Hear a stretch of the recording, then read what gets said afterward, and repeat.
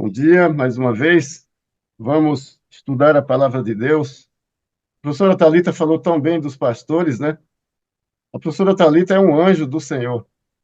Eu gostava de assistir às suas participações nos encontros de educação, quando eu era departamental, e ela vinha nos abençoar com a presença dela. E hoje a vejo aqui na sala conduzindo. Que maravilha! Ela é polivalente em todas as áreas. Obrigado, professora Thalita, pela sua generosidade. Quer falar? O seu microfone estava aberto e fechou. Mas Deus continue te usando para a glória do Senhor, como um anjo de Deus. Um anjo na educação, um anjo na igreja. Eu coloquei aqui o cabo, porque o notebook estava recebendo pelo Wi-Fi, mas eu agora coloquei um cabo direto do link para ver se oscila menos ou não oscila a internet. Vamos pedir a Deus que não haja perda por causa disso. Eu fui convidado pelo pastor Wagner e eu pensei, meu Deus, que privilégio de falar na Semana das Mães. A nossa igreja aqui, a Central da Barra, está com a semana inteira até o próximo domingo, só tema das mães.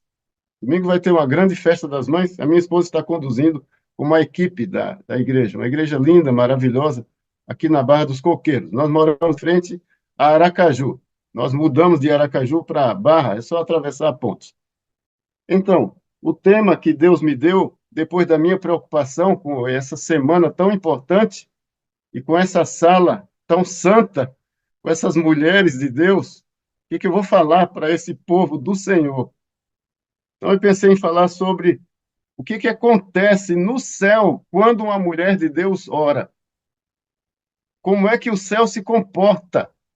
Como é que os anjos de Deus agem?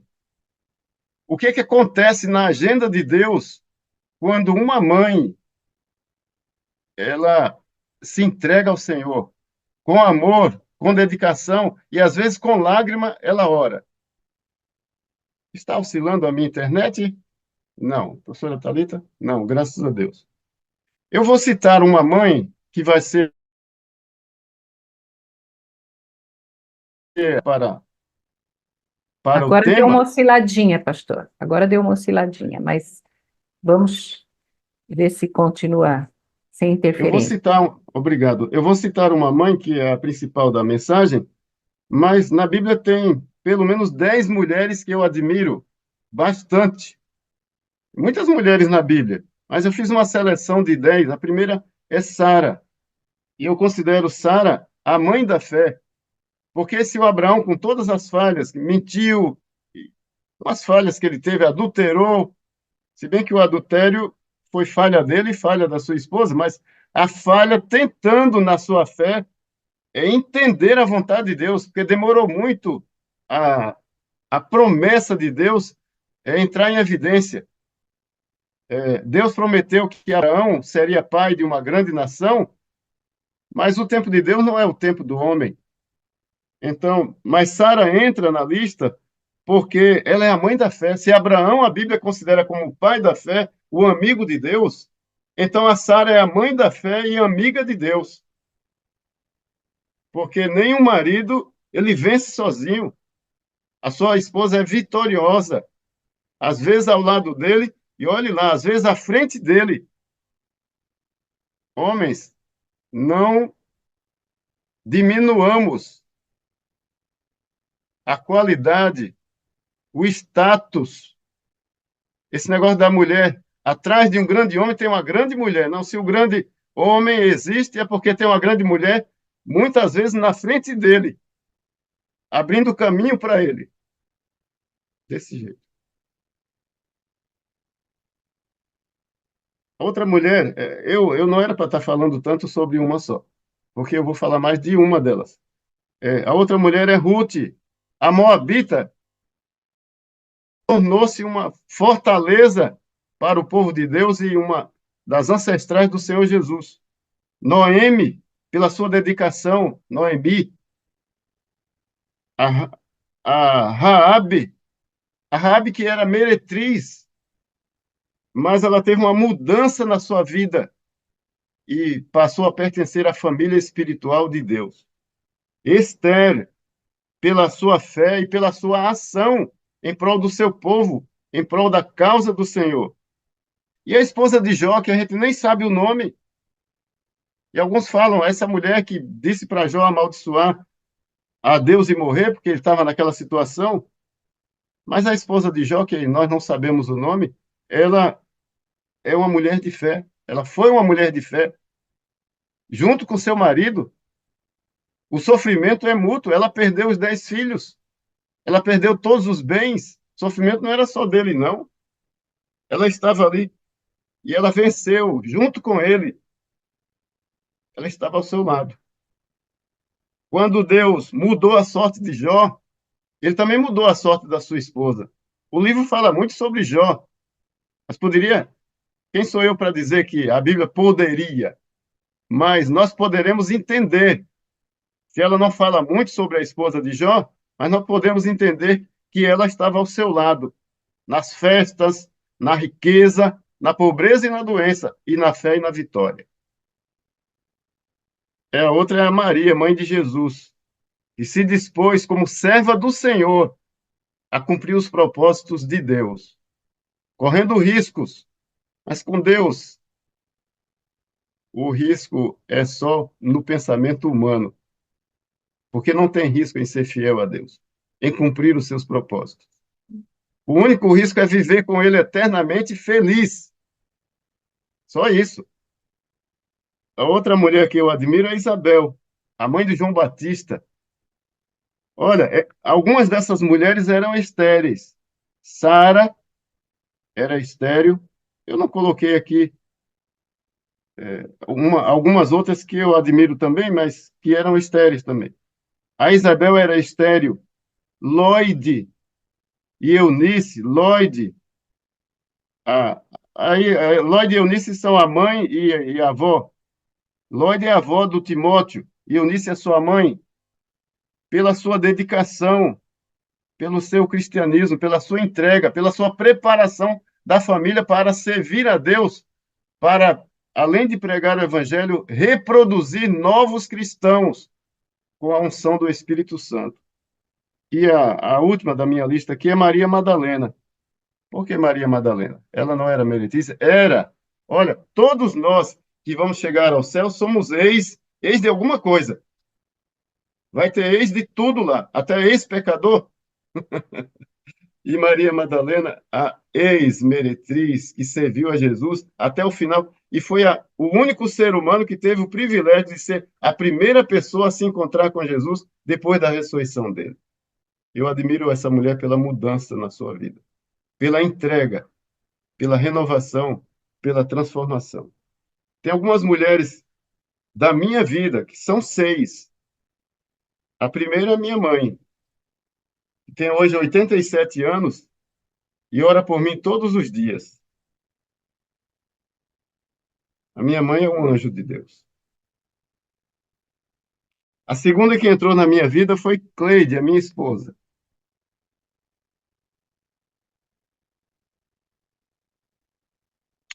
Ela é minha professora. Ela é minha parceira. Ela é minha protetora. Ela é o meu segundo anjo da guarda. E quando eu estou fraco, ela encontra força.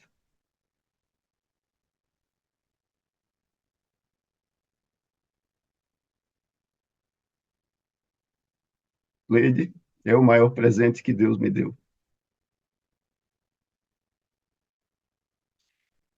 A terceira mulher é a minha sogra, mãe de Cleide, a minha segunda mãe. Já não vive mais, há uns 17 anos. Uma bênção na minha vida. A quarta mulher é a minha filha.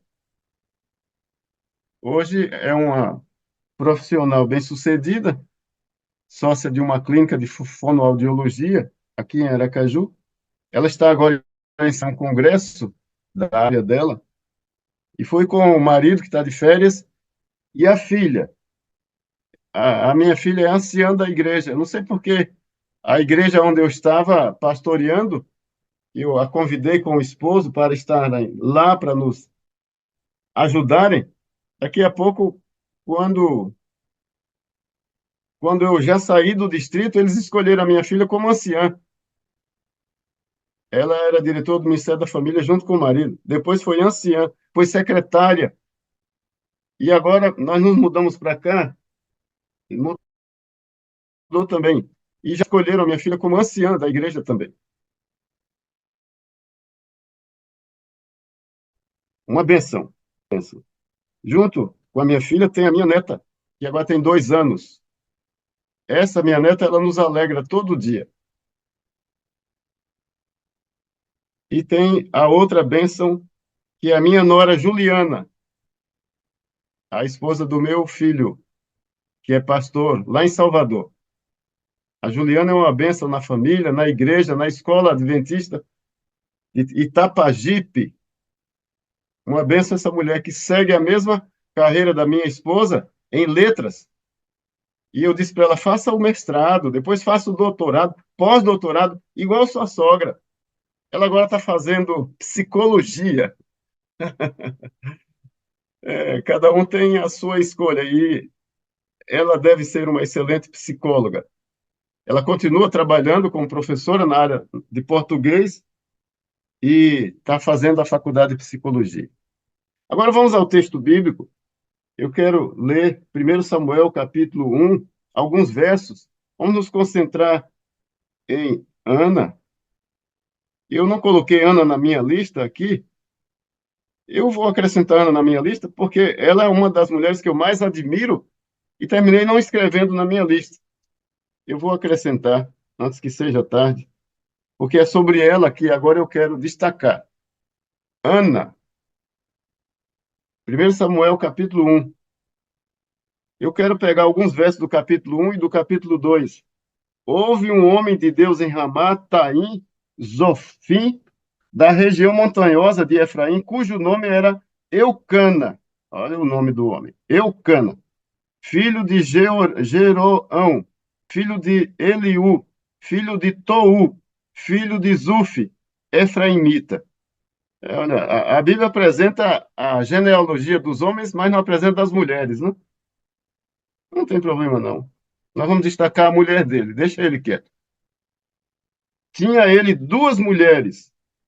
A primeira não vou destacar, não. Vou destacar a segunda, que é a mulher de fé. Tinha ele 2 mulheres. Uma se chamava Ana e a outra Penina. Penina tinha filhos, Ana, porém, não os tinha. Este homem subia de sua cidade de ano em ano para adorar e sacrificar ao Senhor dos Exércitos, em Siló. Estavam ali os 2 filhos de Eli, Ofni e Finéias, como sacerdotes. O Finéias era o pai deles. Ofni e Finéias eram os filhos de Eli. No dia em que Eucana oferecia o seu sacrifício, dava ele porções deste a Penina, sua mulher, e a todos os seus filhos e filhas. A Ana, porém, dava porção dupla, porque ele a amava, ainda mesmo que o Senhor a houvesse deixado estéril. Vamos dar uma paradinha aqui. 2 coisas que eu quero destacar nesse texto que nós lemos. Esse homem, a primeira coisa, ele tinha 2 mulheres. Mas Deus concorda que um homem tenha 2 mulheres? Concordar, não concorda, não.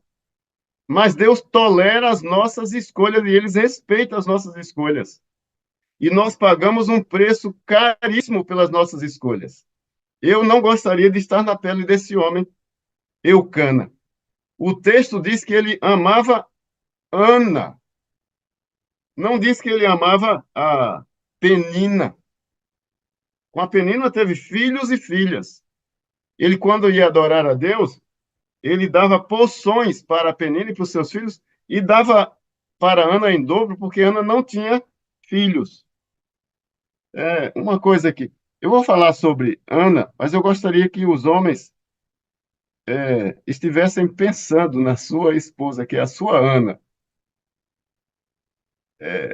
Ela não é a sua segunda esposa, ela é a sua única esposa.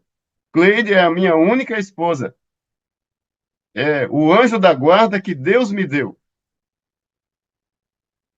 Veja, muitos homens querem ter desculpas porque pensam que Abraão teve Sara e Sara autorizou a ele um relacionamento com Agar e mesmo assim ele tornou-se o pai da fé. Tornou-se apesar, porque a tolerância de Deus é muito grande. Eu aprendi essa semana que Deus faz questão de esquecer as nossas falhas e lembrar dos nossos acertos. Muitos homens querem basear a sua vida em Abraão, em Salomão, que tragédia a vida de Salomão, com tantas mulheres. E Ellen White diz que ele mudou de comportamento por causa de tantas mulheres pagãs que ele conviveu com ela. Então, por que não nos inspirarmos em José do Egito, em Daniel e Jó?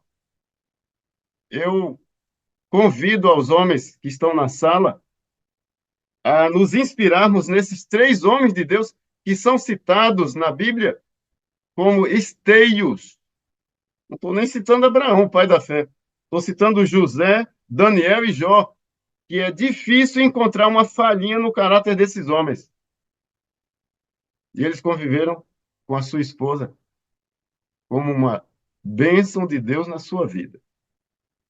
Agora, outra coisa que eu quero destacar aqui no que lemos, no verso 6, porquanto o Senhor lhe havia cerrado a madre. Se bem que está entre colchetes, mas eu olhando a vida das outras mulheres que eram estéreis, foi o Senhor que fechou a madre e foi o Senhor que abriu 6 mulheres. Sara, Rebeca, Sifra e Puá, que Deus deu filhos porque elas atenderam bem, no caso de Moisés, o protegeram. Ana, Isabel, citei 6. Deus fecha a madre e Deus abre a madre. Deixa eu dizer uma coisa para você, mãe. Eu não sei qual é o seu sofrimento. A Ana sofreu muito porque não tinha filhos. Sofreu, se desgastou. Mas Deus tinha um propósito na vida dela. Mãe, eu não sei o que você está passando agora, nessa Semana das Mães. Mas Deus tem um propósito na tua vida. Esse teu sofrimento, ele vai se transformar em alegria para a glória de Deus. E ele vai mostrar quem você é para o mundo, pela sua fé no Senhor. E quando você ora, o céu se movimenta para atender a sua prece. Ana orava. O verso 7 diz: e assim o fazia ele de ano em ano. E todas as vezes que Ana subia à casa do Senhor, e a outra a irritava pelo que chorava e não comia. Ana não comia, ficava. Quando você está triste, você come? Quando eu estou super cansado, muito preocupado, corrido, não tenho fome. Se eu estou muito triste, também eu não como. Eu entendo a Ana. Ela estava muito triste e ela não comia. O verso 9 diz: após terem comido e bebido, o marido perguntou para ela: Ana, por que você não come? Eu não sou melhor para você do que 10 filhos? Ah, seria melhor se não tivesse a outra esposa, né? Aquela que perturbava a Ana.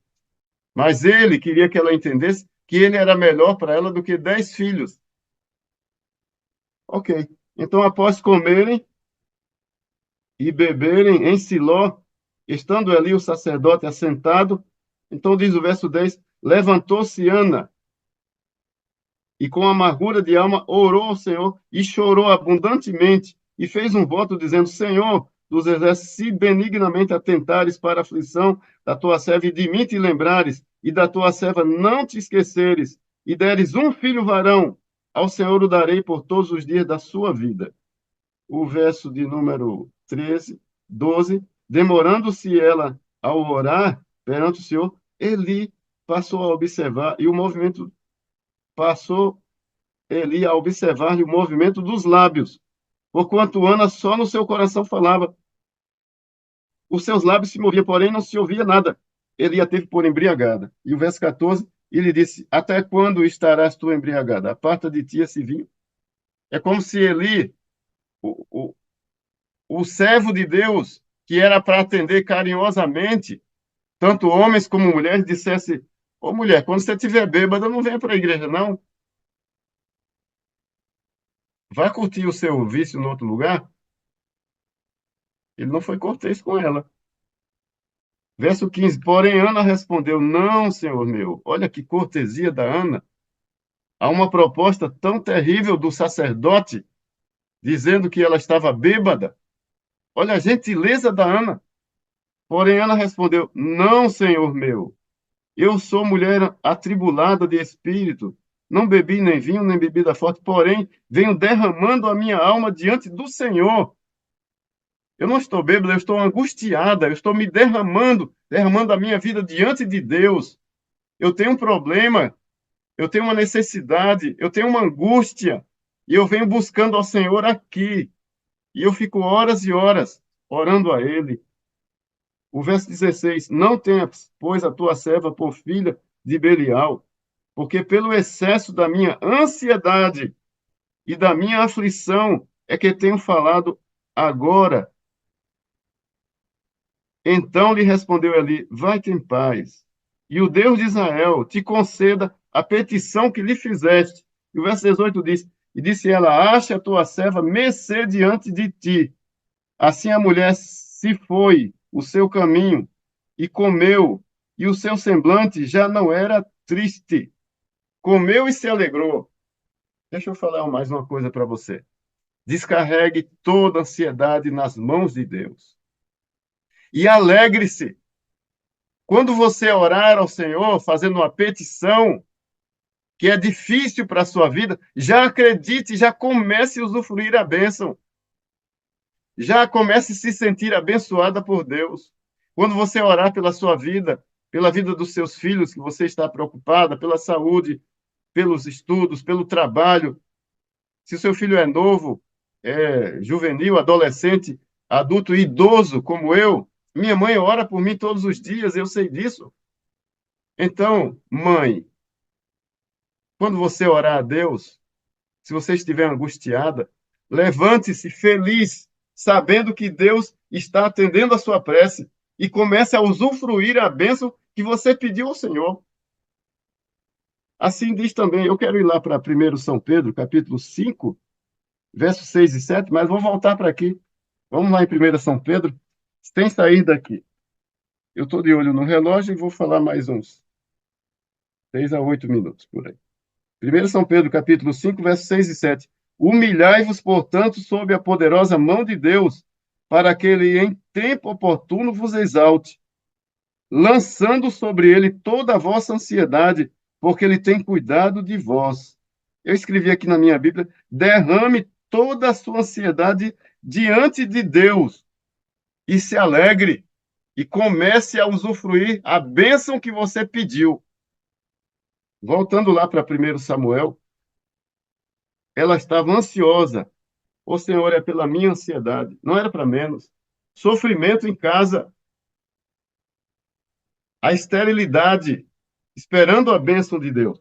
Agora, o verso 26, no verso 22 até o 24, diz que o menino nasceu, agora Eucana vai com a outra esposa, Penina, e os filhos dela para adorar, e Ana não subiu. Ana disse para ele: Eu vou ficar cuidando do menino. Quando ele desmamar, eu levo para entregar ao Senhor. E quando o menino Samuel completou 12 anos, ela o levou. E olha, 26, 27. Disse ela: Ah, meu senhor, agora para o sacerdote ali, aquele que pensou que ela estava bêbada, não venha bêbada não para o santuário, mulher.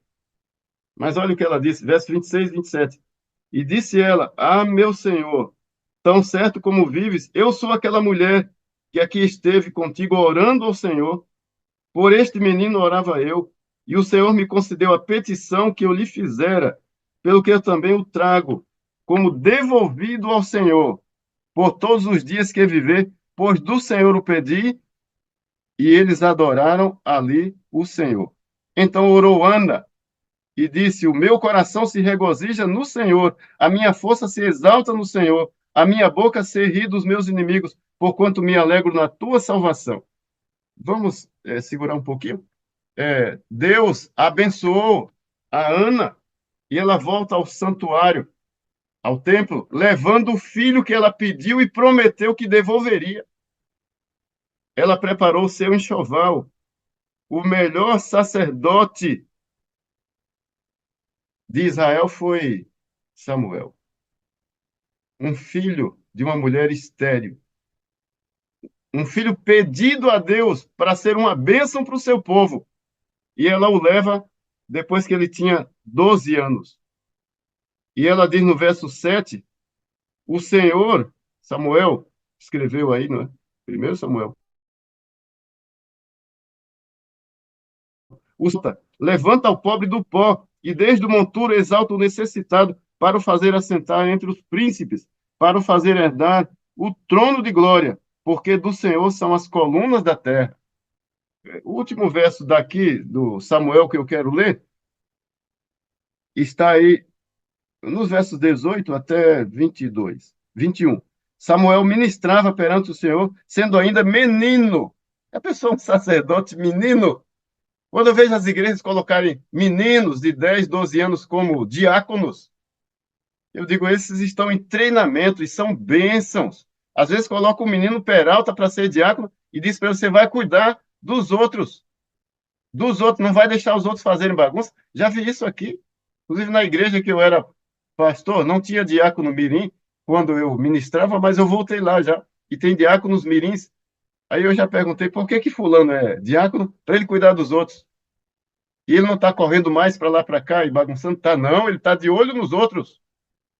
Ele está chamando a atenção dos outros, diáconos. E o Samuel era sacerdote a partir dos 12 anos. Um sacerdote aprendiz. E foi o melhor. A sua mãe o dedicou. E Deus deu uma bênção especial para ela. Sua mãe, e ano em ano lhe trazia, pequena porque ele era pequeno, né? Ainda, lhe trazia, quando com seu marido subia a oferecer o sacrifício anual. Eli abençoava Eucana e a sua mulher, e dizia, a sua mulher, só está falando a sua mulher, a Ana, cadê a Penina? A sua mulher no singular, o Senhor, ele disse, o Senhor te dê filhos desta mulher, em lugar do filho que devolveu ao Senhor e voltaram para a sua casa. Abençoou, pois, o Senhor a Ana, e ela concebeu e teve 3 filhos e 2 filhas. E o jovem Samuel crescia diante do Senhor. Ela pediu um e Deus deu mais 5 para no lugar daquele um, daquela bênção gigantesca que Deus deu. E ele disse: eu vou te dar mais 5 para ficar no lugar dele, na tua vida, na tua casa. Agora vamos ao final. Eu quero que você pense em algumas coisas mais, nessa reta final aqui para encerrarmos. Mulher, mãe, quando você ora, você tem prioridade diante de Deus. Olha, na fila da prioridade, se chega um de 65 anos, ele entra na frente do de 60. Se chega um de 80, ele entra na frente do de 65, do de 70, ele é atendido primeiro. E na fila das orações a Deus, quem entra primeiro é a mãe. A mãe que ama, que ora, a mãe que busca o Senhor, a mãe cheia do Espírito Santo, essa tem prioridade máxima no trono de Deus. Eu sempre digo que quando eu não concordo com minha esposa em algum assunto, eu sei que ela vai orar a Deus. E eu não oro por isso. Porque eu não oro. Oh, Deus, faz a minha vontade. Oro não. Porque eu sei que ela também vai orar e Deus vai atender a ela. Porque ela tem prioridade diante de Deus. Mãe, você tem prioridade máxima no trono de Deus. O céu se movimenta quando você ora para lhe atender. Pense nisso. Provérbios 31, vou encerrar com 2 versos. Provérbios 31, 25 a 29, sobre essa mulher semelhante a Ana. A mulher virtuosa. A força é Provérbios 31, estou querendo terminar, 25 a 29. Provérbios 31, 25 a 29. A força e a dignidade são seus vestidos, e quanto ao dia de amanhã, não tem precauções. Então, não está preocupada com amanhã? Vive o hoje, que amanhã Deus providencia. Fala com sabedoria e a instrução da bondade está na sua língua. Atende ao bom andamento da sua casa e não come o pão da preguiça. Levantam-se seus filhos e lhe chamam ditosa. Seu marido a louva, dizendo: muitas mulheres procedem virtuosamente, mas tu a todas sobrepujam. Os filhos e o marido louvam e defendem a mãe, essa mãe virtuosa e esposa. Também essa mãe, ela é a defesa, ela é um muro de proteção. A minha mãe, ela me protege, mas eu tenho uma mulher ao meu lado, que é mãe dos meus filhos, dos nossos filhos.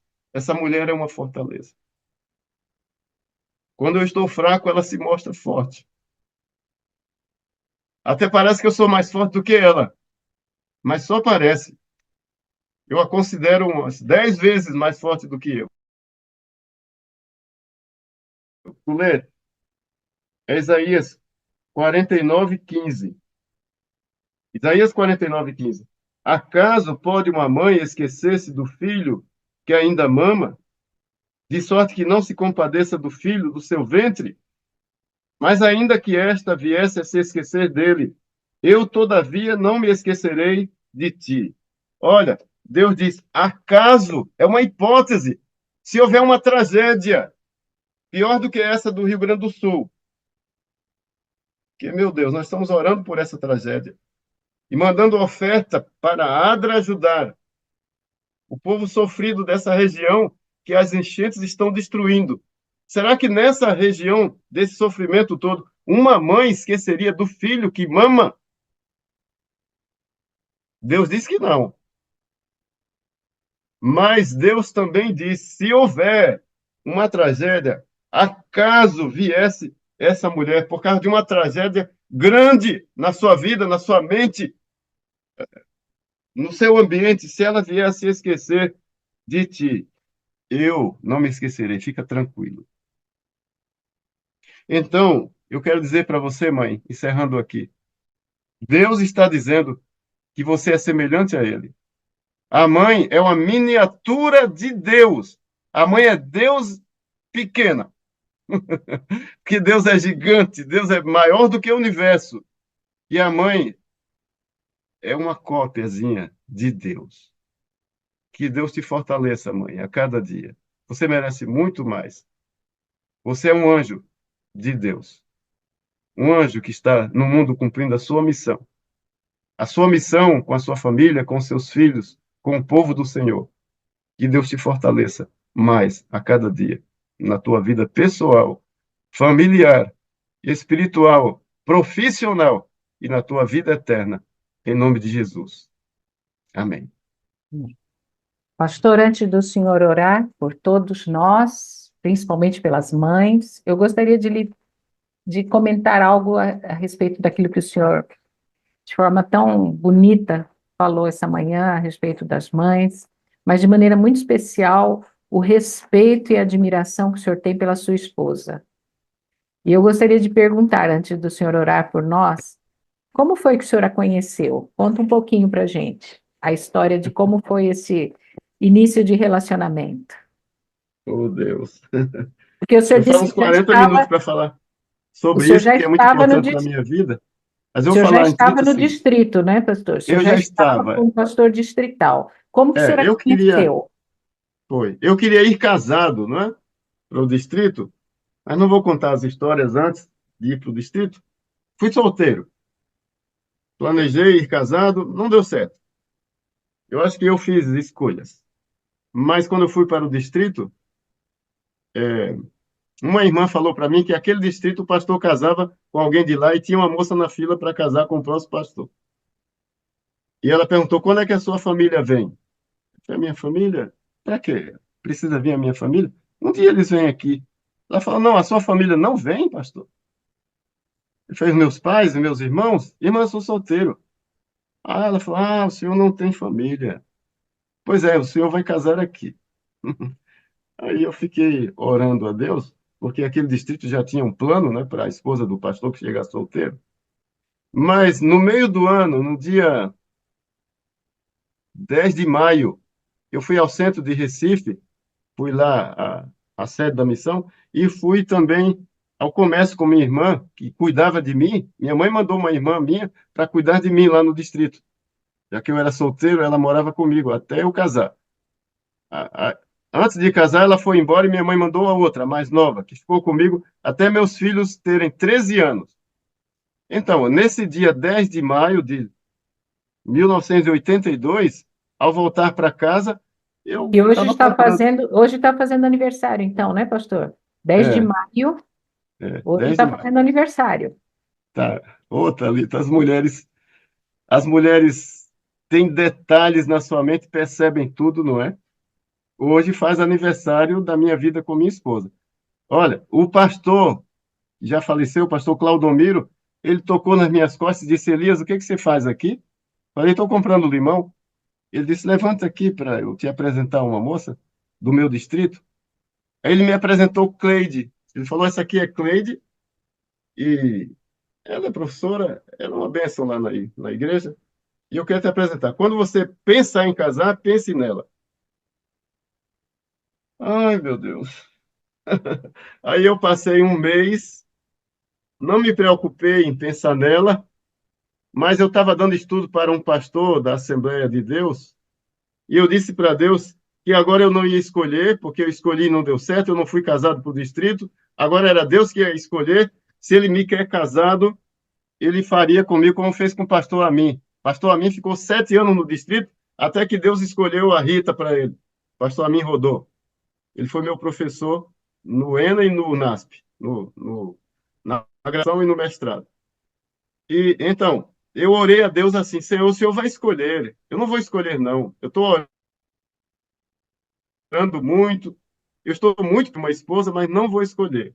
A irmã disse que tem moça aqui, tem uma na fila para casar com o próximo pastor. Eu vou deixar o Senhor escolher, é melhor. Então, no dia 10 de junho, um mês depois, um dia de segunda-feira, eu estava estudando a Bíblia para estudar com o pastor da Assembleia e o pensamento de Cleide. O pastor disse: quando você pensar em casar, pense em Cleide. Ele disse para mim que ela estudava e trabalhava.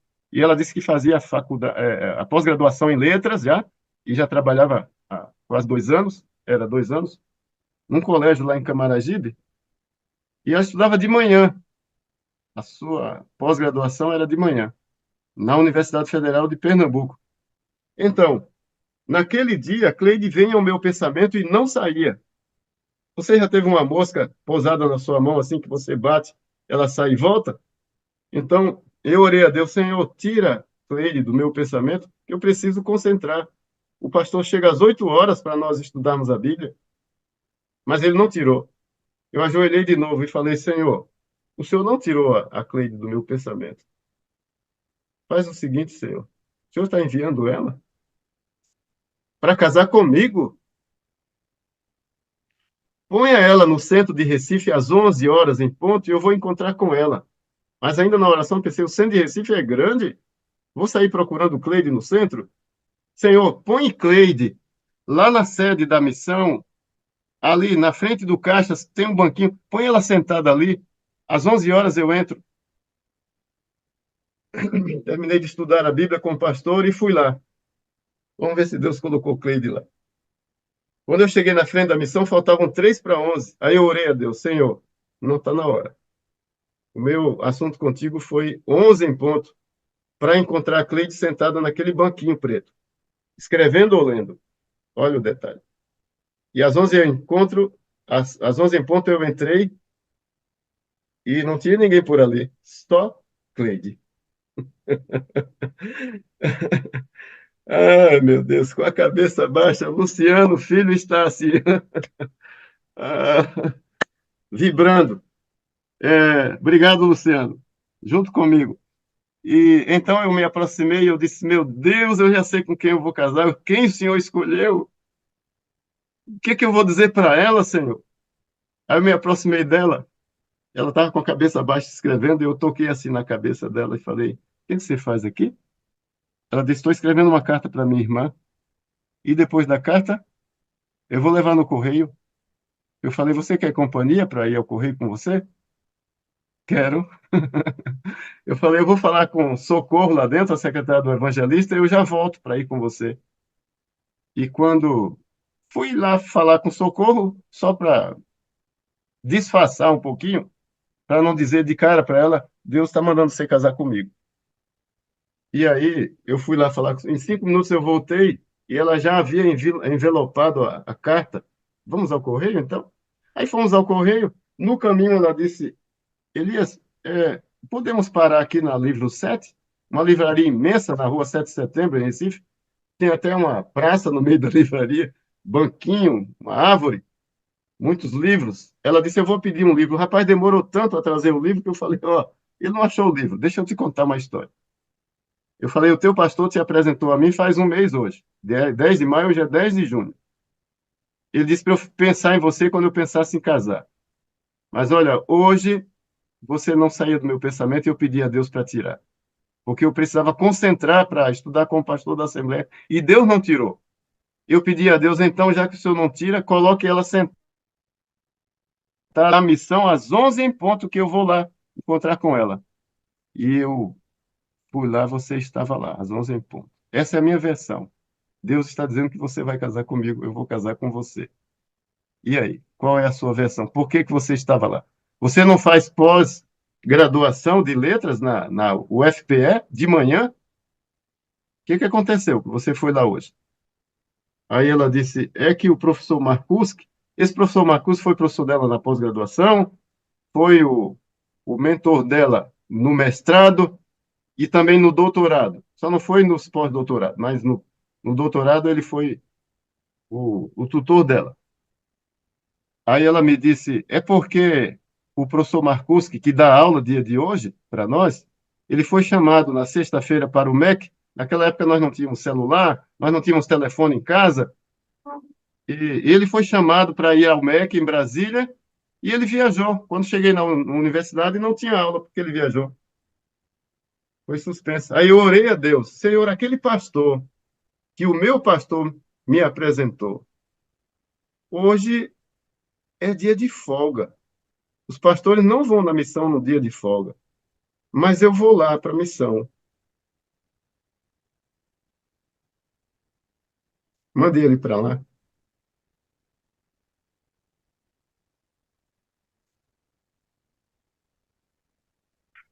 Eu falei: e aí, você tem dúvida? A minha esposa ainda pediu uma outra prova a Deus e Deus deu a prova. Não, eu que pedi a prova a Deus, ela não. Fui eu que pedi outra prova e Deus deu. Não vou contar outra, não vou ficar por aqui. Nós Mas, começamos a namorar pastor, nesse dia, o senhor hein? começou a namorar já com pedido de casamento? E já estava tudo certo, porque agora eu tinha certeza que foi ela escolhida por Deus. O Porque senhor dessa forma que orava e Deus ela orava é, no mesmo dia. no mesmo dia. Porque dessa forma, Deus escolhendo, não tinha como dar errado. Se algum dia eu fico triste com ela, eu digo: Senhor, resolve, em nome de Jesus, porque é a mulher que o Senhor me deu, eu não posso ficar assim.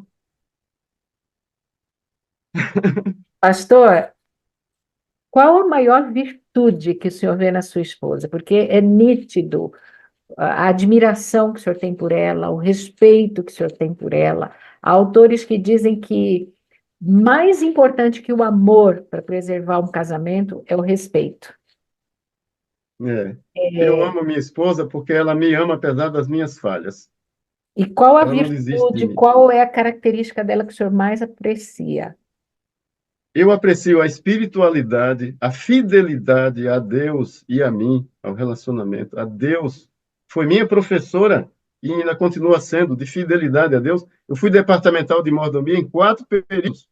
Aprendi muito com o pastor Paulo Stabeno e com a minha esposa, que aprendeu do pastor Thomas, lá em Recife, um mexicano.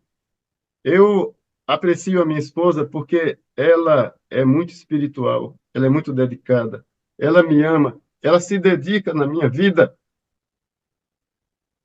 Se em algum momento eu estiver fraco, ela é uma fortaleza. Pastor, eu quero lhe perguntar, eu sei que o senhor está emocionado, mas, e realmente é emocionante, mas nessa trajetória toda de casamento e de vida ministerial, porque de fato, para um pastor, a esposa, para qualquer homem, para qualquer relacionamento, a esposa, né, é importantíssima para a trajetória rumo ao céu, né? Deus, o casamento foi planejado por Deus. O casamento é um sacramento. Mas nós temos percalços, nós temos dificuldades. Nessa sua trajetória ministerial, agora pensando na sua vida ministerial, tendo a sua esposa como companheira, qual foi um dos seus maiores desafios? Desafios em que sentido? No ministério ou na família? No ministério. Ai, meu Deus. Eu tive grandes desafios, e a minha esposa fez parte de todos. Não dá para eu, assim, escolher entre tantos, mas eu vou citar o último distrito aqui. Quando eu vim para cá, a minha esposa fez um outro concurso, aposentou lá em Natal e fez outro concurso, entrou de novo na Universidade Federal de Sergipe. Ela está aposentada há 10 anos pela Universidade Federal do Rio Grande do Norte, que nós fomos passar lá 7 anos. E ela entrou de novo aqui em Sergipe, porque ela começou aqui num novo concurso na área de letras em Libras. E esse distrito aqui, ele me fez chorar muito, ele me fez sofrer bastante, esse último distrito, que nos últimos 5 anos de trabalho, eu peguei dois distritos, um ano e outro 4. Mas esse distrito, ele tornou-se também uma grande bênção de Deus na minha vida e na vida da minha esposa, porque a gente veio de um distrito lá em Natal que tinha 1.200 membros e 16 igrejas, abrimos mais duas, e aqui Deus nos entregou um distrito com 6, aqui na a Grande Aracaju, aqui dentro da cidade, e esse distrito, depois de 4 anos, ele não tinha mais 6 igrejas, tinha 9, e Deus nos ajudou a construir 5 novas igrejas, inclusive a sede que nós derrubamos, e a minha esposa foi a maior força para tudo que aconteceu. Nós trouxemos psicólogos, o professor José Ayrton, que mora aí em Guarulhos, né? Ele veio para nos apoiar, nos ajudar a atender casos do distrito, que tinha muitos. Distrito de Eduardo Gomes tinha muitas necessidades, com 370 membros, as necessidades eram maiores do que aquele lá com 1.200 membros. Mais pessoas precisando de ajuda psicológica. E nós pedimos apoio ao professor Zé Ayrton. Ele fez 2 encontros de casais conosco. E aqui nós fizemos parceria com uma psicóloga de Aracaju, que deu atenção aos casais e individualmente. E a minha esposa foi a peça-chave de tudo que aconteceu. No final, o distrito fez uma despedida, uma despedida emocionante para nós, com muito choro, muito bonito. Não esqueça, nós temos muitos vídeos. E até hoje nós somos muito gratos a Deus por tudo que aconteceu na nossa vida, pela felicidade que esse distrito tornou-se para nós e nós para eles. E eles queriam que eu continuasse lá na igreja como ancião, mas eu preferi mudar para o lado de cá. Eu estou aqui na ilha, na Barra dos Coqueiros. Eu sou agora ancião da igreja. Eles me escolheram agora antes do meio do ano. Eles acreditam que eu posso ser ancião, então eu estou como ancião da igreja. E minha esposa está coordenando os trabalhos dessa semana, da família, com o final, o Dia das Mães no sábado e no domingo. Ela encontrou novas forças. A minha esposa deu tudo que tinha, que ela tinha um arsenal para atender as igrejas do distrito, ela doou tudo para aquele último distrito. A gente tinha um quarto cheio de coisas, mas eu estou aqui no escritório dela. Se eu virar a câmera aqui, vocês vão ver as coisas que tem do lado. Tem 3 mesas grandes, cheias de materiais vão decorar a igreja a partir de hoje, para o sábado e para o domingo. Então, a minha esposa acorda de madrugada para vir aqui no escritório, ler a Bíblia, pesquisar. Então, é por tudo isso que eu agradeço a Deus e também porque essa reta final, ela, ela tornou-se especialíssima. Primeiro por causa de Deus e segundo por causa da esposa que ele me deu. Pastor, realmente é uma inspiração para nós ouvir o seu testemunho, né? O testemunho de alguém que pediu para Deus dirigir e orientar na escolha do cônjuge, né? No caso da esposa, enquanto ela orava, o Senhor orava. Isso realmente faz toda a diferença.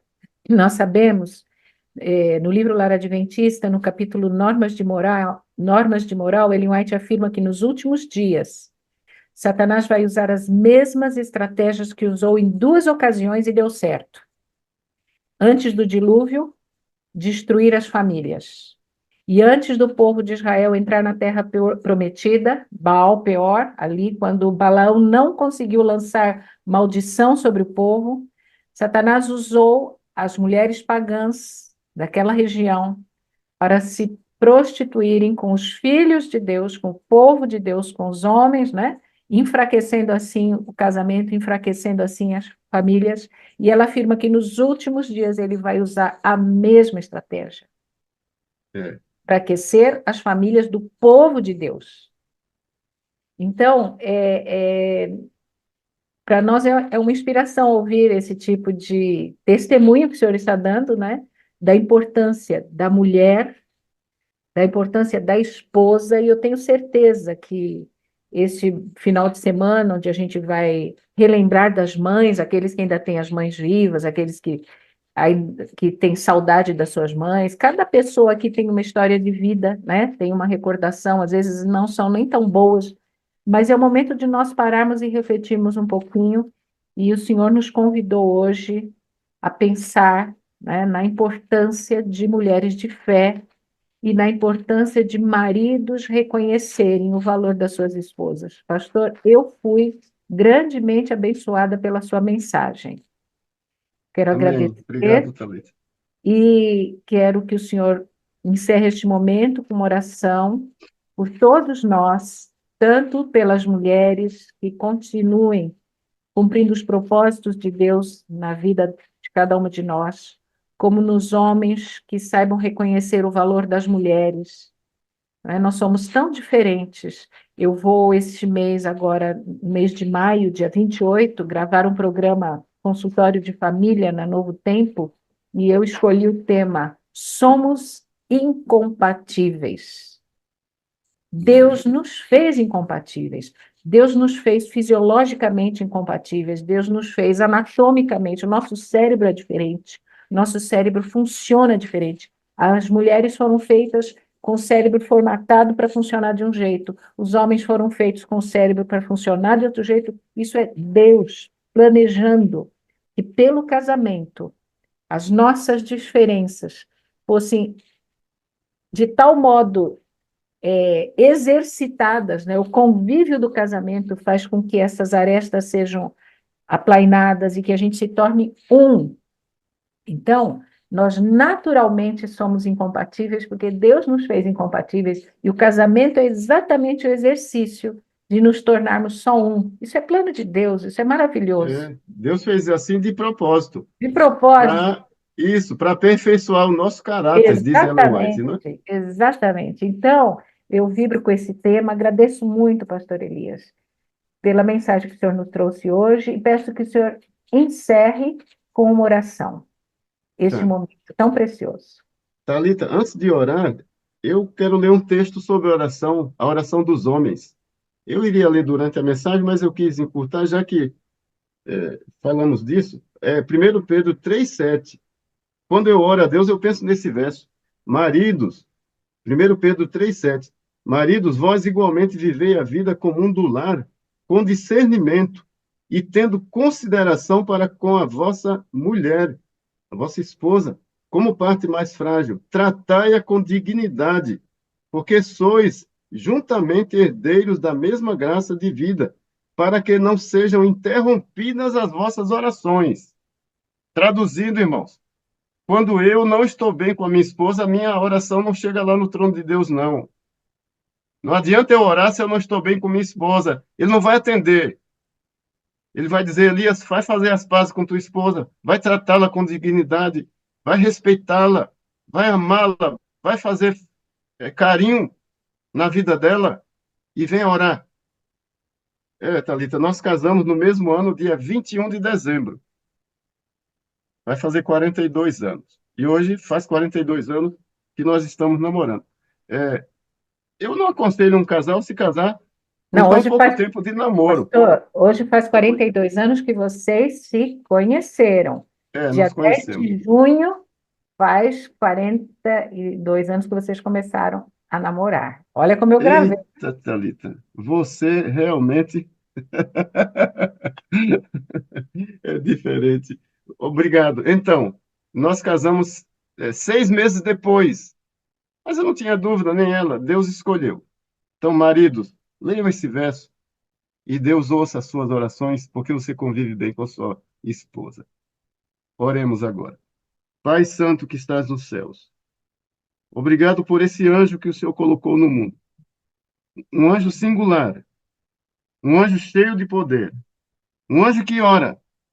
Obrigado, Deus, por tanta proteção na nossa vida, que é a mãe, a esposa. Obrigado, Deus, pela Cleide. Obrigado, Deus, pela professora Talita. Obrigado, Deus, pelas mulheres que estão aqui na sala. Obrigado por todas. Abençoa-as nesse dia em especial, em nome de Jesus. Amém. Pastor, eu tenho algumas coisas para lhe dizer. Eu amo Talita, você, eu preciso de você para ser feliz. Você é a parte visível de Deus e eu creio mais em Deus porque você existe.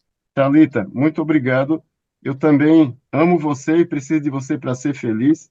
Você é uma parte grande, visível de Deus, e eu creio mais em Deus porque você existe. Muito obrigado pelo privilégio de ter sido eu o instrumento de Deus para trazer a mensagem de hoje. Então, Obrigado. obrigada, viu, pastor? E agora eu convido você a pegar a mensagem que veio no link, o texto que veio no link. Pegue aí o seu link, deixa eu achar aqui o meu.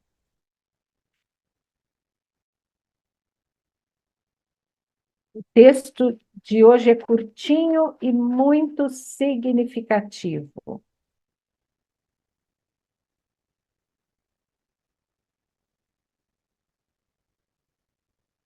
Diz assim: é o perfume de nosso amor aos semelhantes que revela nosso amor a Deus.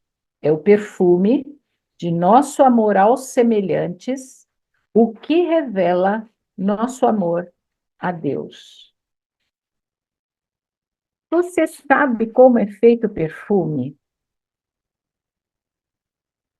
Paulo, na segunda carta aos Coríntios, no capítulo 2, ele afirma que nós somos o aroma de Cristo, no versículo 15, porque para Deus nós somos o bom perfume de Cristo. Na verdade, o perfume não é nosso, o perfume é de Cristo, vivendo em nós por meio do Espírito Santo. O bom perfume, lembre-se, é de Cristo. Um mês atrás, mais ou menos, um pouquinho mais, eu preguei na minha igreja sobre o perfume. E achei muito interessante quando nós lemos aqui que o perfume é a representação, o perfume que exalamos pelo amor ao próximo é a representação do nosso amor a Deus. E quando Paulo fala, nós somos o bom perfume de Cristo, essa essência é Cristo em nós.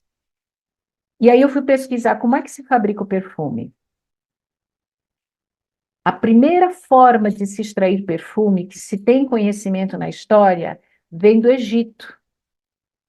Eles passaram a desenvolver técnicas de extrair perfume das pétalas, dos troncos, das folhas, das hastes, das plantas. E a primeira técnica utilizada se chama enfloração. Enfloração é uma técnica em que eles deitavam as pétalas das flores em banha de animal e, sob a ação do calor, esta essência, que são gotículas invisíveis a olho nu, que é o perfume, né, se desprendiam sob o efeito do calor na banha, e ainda sob o efeito do calor, havia depois de um tempo, de bastante tempo, o desprendimento da essência, das gotículas oleaginosas, que a gente chama da essência, né, a parte principal de um perfume. Então, todo o perfume, a gente tem, o perfume é o mais nobre que existe. Você tem água de colônia, você tem água de banho, você tem. Mas o perfume é o mais nobre, a gente chama de perfume aquele que concentra a maior essência, a maior quantidade de essência, de óleo extraído das plantas. Então, enfloração é o método mais antigo. Porém, depois disso foram desenvolvidos outros métodos de extração dessa essência, desse óleo dos vegetais. Mas o mais interessante de tudo, todo perfume, para ser produzido, necessita da ação do calor. Nós somos o bom perfume de Cristo. E muitas vezes, para este perfume emanar, nós precisamos do calor do sofrimento, do fogo das provações. Dificilmente nós somos capazes de exalar o perfume sem ter passado por uma situação de prova. Marcos Magalhães, as provas são obreiras para que a gente seja capaz de exalar o melhor perfume possível. E quando nós passamos por provas, nós também somos aperfeiçoados para ajudar ao outro que está passando por provas. A sala dá a oportunidade de a gente ouvir testemunhos. Hoje, de maneira excepcional, a gente não vai ter o testemunho, mas a sala nos dá a oportunidade de ouvir a jornada de crentes que muitas vezes passam por provas, e essas provas vão burilando o nosso caráter, e nós somos aperfeiçoados para poder exalar o bom perfume de Cristo nos nossos relacionamentos. As pessoas que passam por provas são habilitadas a dar um testemunho eficaz daquilo que Deus tem feito na sua vida. Então, para exalarmos o perfume, não se esqueça, muitas vezes você tem que passar pelo fogo, pelo calor, porque todo o processo de extração de perfume depende de calor.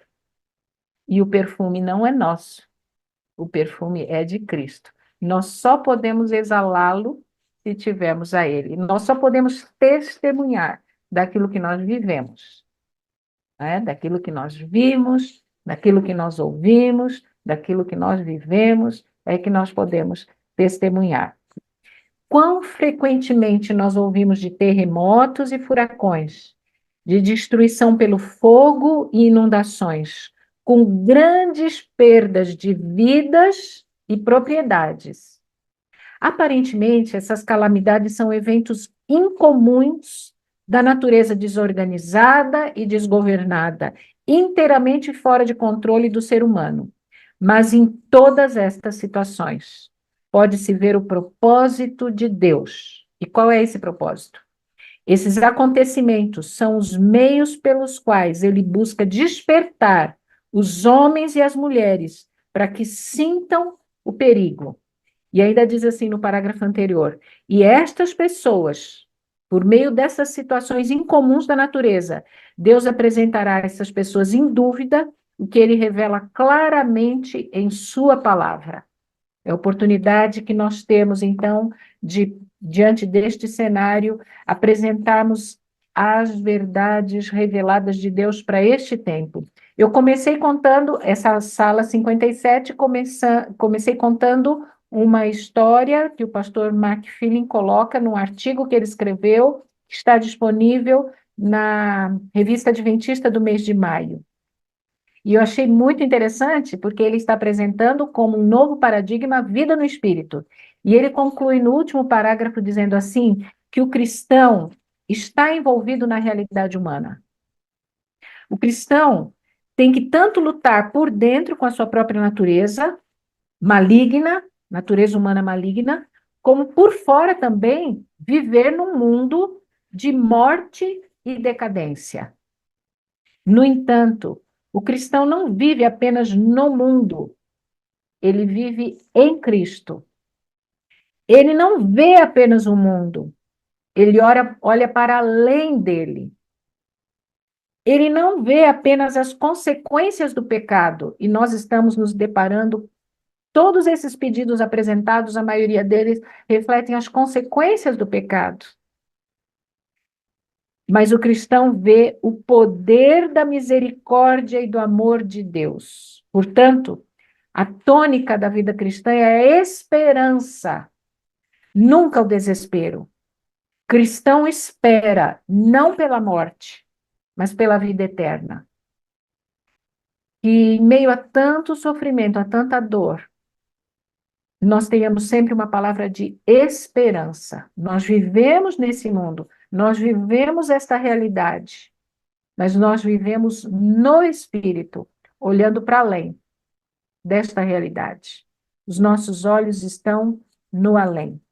Hoje, nós tivemos a oportunidade de ser abençoados pela palavra de Deus, tanto pela Evelyn quanto pelo pastor Elias, e o testemunho de vida do pastor Elias, contando para a gente a maneira maravilhosa como Deus operou para que ele encontrasse a mulher da sua vida. Hoje nós tivemos a oportunidade de ter esse testemunho de vida tão bonito de ser ouvido, que o pastor Elias nos ofereceu. No próximo domingo, nós teremos a nossa sala 57, onde nós teremos um mosaico de oração, e na próxima semana nós teremos outros testemunhos que vão nos conduzir a entender a maneira maravilhosa como Deus tem conduzido o seu povo, como as pessoas têm tido a oportunidade de ter vida no Espírito. É esse o grande propósito da Sala 57, que nós possamos, de fato, sair desses momentos de refrigério, sair desses momentos de aprendizado, sair desses momentos de comunhão, para enfrentar a realidade da vida, para enfrentar a realidade do mundo, que nós vivemos no mundo, mas com os olhos da eternidade, com os olhos que contemplam o infinito. Que esta seja uma experiência para todos nós, aqueles que estão assistindo agora, online, como aqueles que vão assistir depois, que possam se sentir verdadeiramente refrigerados. Nós vamos agora fazer uma oração. Vamos orar. Nosso Deus e nosso Pai, nosso coração está cheio de gratidão. Hoje nós já ouvimos a tua voz falando em vários momentos neste encontro da Sala 57. A Evelyn concluiu o estudo da lição de uma maneira tão agradável, onde nós pudemos ver a importância da tua palavra, preservada ao longo dos séculos, que hoje ainda é vítima dos ataques de Satanás. Hoje nós ainda vemos homens, teólogos, que se dizem cristãos, relativizando o poder da tua palavra, relativizando não somente a contemporaneidade da mensagem, que é eficaz até os dias de hoje, mas até mesmo preceitos e princípios que estão dentro dela. Por isso, apesar de termos liberdade de ter a tua palavra, nós ainda temos ataques de Satanás sobre ela. Ajuda-nos, Senhor, a termos discernimento para não cairmos nesses enganos. Nós tivemos a oportunidade de receber também a orientação da tua palavra por meio do pastor Elias, mostrando uma mulher de fé da Bíblia, que diante de uma situação tão desafiadora, da poligamia do seu marido, da esterilidade, ela derramou o seu clamor no lugar certo, lá no templo. Ela procurou ao Senhor. E depois de ter derramado o seu coração diante do Senhor, no lugar mais propício para isso, dentro do templo, no pátio do templo, onde as mulheres podiam entrar, ela saiu fortalecida, ela saiu feliz e prosseguiu a sua vida de devoção, até que o Senhor cumpriu a promessa, concedendo a ela um filho, que foi o maior profeta do teu povo.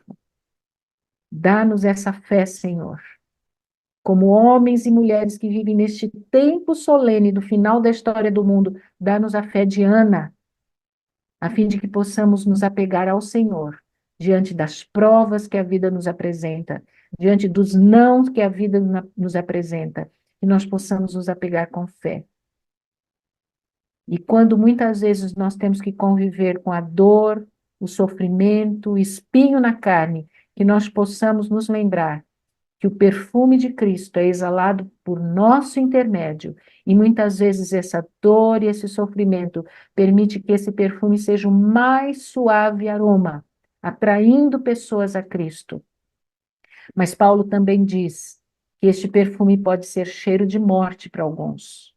Nós sabemos, Senhor, que muitas vezes o cristão fiel é vítima de perseguição, é vítima de mal compreensão, dificuldades, mas que pela presença do Teu Santo Espírito em nossa vida, nós sigamos olhando o infinito, olhando além dessa realidade temporal, olhando para o lar que nos espera.